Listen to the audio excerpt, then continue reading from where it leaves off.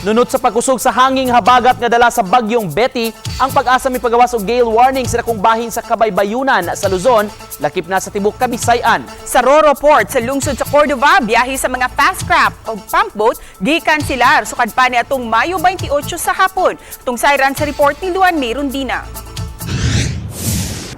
Sa Roro Port sa Cordova, dayag ang kadagko sa bawod nga nasinati sa Kabisayan nunot sa pagkusog sa hanging habagat, epekto sa bagyong Betty. Matod sa administrator sa Roro Port sa Cordova, sukad pa niadtong Mayo 28 sa hapon, wala na mo biyahe ang mga fast craft nga paingon sa Itafe, Bohol. Ug kay may gilwatan ng gale warning ang pag-asa nga naglakip na sa Kabaybayunan sa Central Visayas, wa na usab nila tuguti ang tanang 28 ka mga pang-boat nga pang-island hopping, lakip na ang mga biyahe sa mga motorbangka nga paingon sa isla sa Hilutungan. Apan may pipila pagihapon ka mga pasahero ang namasin nga makasakay.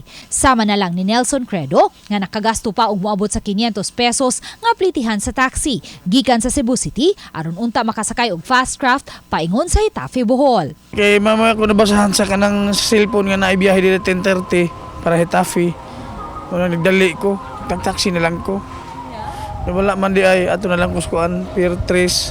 Wa usab makasakay kining pipila ka mga residente sa isla sa Hilutungan. Samtang kining mga island hopping operators naminghoy usab human wa tuguti nga makabiyahe. Matod sa Pag-asa Visayas, nakatala sila og 43 kilometers per hour nga gustiness ug gikusgon sa paghuros sa hangin. Padayon usab gihapong masinati sa Sugbo ug sa Central Visayas ang madag-umong kalangitan ug ang mga pag-uwan-uwan. Mostly atong nakita ang pinakakusog ng mga pag-uwan western side ng ating bansa sa atong nasod, Western Visayas, na kasi natin sila sila occasional heavy rains. Actually, naanay mga rainfall advisory and yellow heavy rainfall warning gi-issue diha sa Western Visayas, pero sa Cebu ang atong mga pag-uwan passing light to moderate rains, significant kining paghuros sa hanging habagat.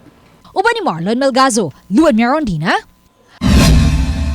GMA Regional TV Live.